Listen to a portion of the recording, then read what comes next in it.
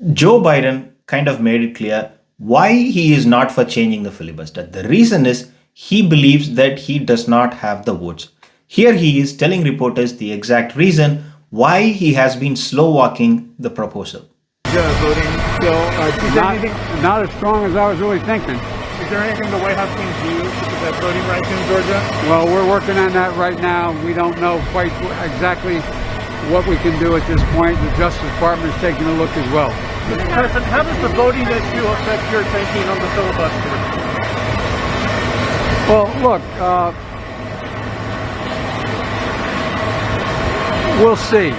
The question is whether or not, you have to have 50 votes, 51 votes. You have to win to be able to move the filibuster and any change in the filibuster. And right now, that doesn't exist. That doesn't exist.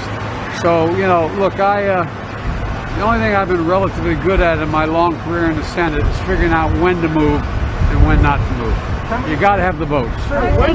Biden has a point. You need at least 50 votes to even touch the filibuster, and the Dems do not have the vote of Joe Manchin. And if Joe Manchin leans no, then so will Kristen Sinema, who just loves to escape in Manchin's shadow. But the Dems do not, and most probably will not, get both their votes, irrespective of the pressure applied by people in the party. Just take Manchin for example. The more the left keeps attacking Manchin and keeps talking about him as the block for progress, the better his case is to Republican voters in West Virginia. Trump carried the state with a high double-digit margin, so Manchin will not be elected without Republican voters who voted for Trump in West Virginia in 2020, votes for him in 2022. So Manchin will be more than happy to attacked by the Democrats. Biden knows this. He understands the predicament.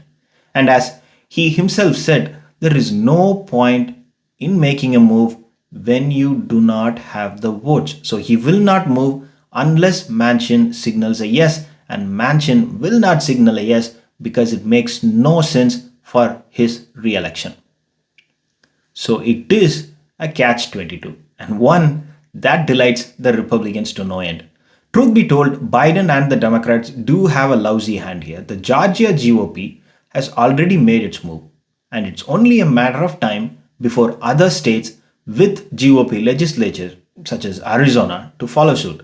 And the Democrats are not in a position to force anything in the Senate. And this is the point where you really must appreciate the old man.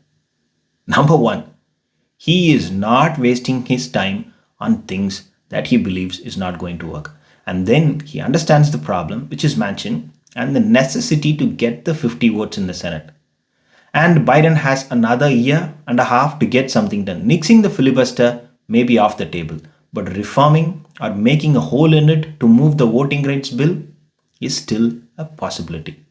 So I think Biden is prioritizing the legislative agenda based on the timeline. Will Manchin, his no vote, will still be a no vote after Republicans keep voting en masse against the next 4 or 5 bills that Biden brings? Will that no vote remain a no vote until the middle of next year? We do not know that yet. And even Manchin does not know that yet. He already flip-flopped once. First, he said he does not mind changing the filibuster rules and moving towards the talking filibuster. And then he backtracked as soon as Biden said he is okay with the talking filibuster. So Manchin, what he is doing is he is kind of tap dancing around the issue. His primary motivation is to be seen as the Democrat who is attacked by the Democrats. Once you understand that motivation, then getting his vote is not going to be very difficult given the right motivation to fall in line with the Democrats. For now, the timing is not conducive and it is way too early. Biden is now, what he is doing is he is taking the fight to the people over the voting rights bill without even thinking about moving it to the Senate. He is talking about what he can do as president to stop this. He is talking about things he can do through the lens of DOJ. All this means is there is going to be plenty of courtroom drama over the next year, and the Democrats will benefit in one way.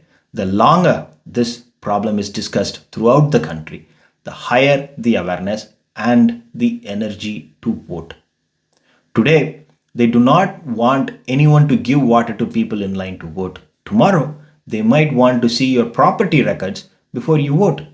Biden must use the megaphone he has and make this issue stay at the top, front, center, and the bottom of every voter's mind. A stubbornly opposed Republican Senate could just be what Biden needs to win the 2022 midterms and buck history.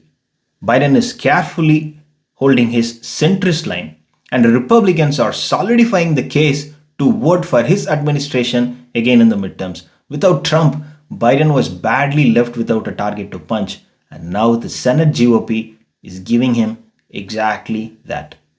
Thanks for watching. If you like it, please do subscribe.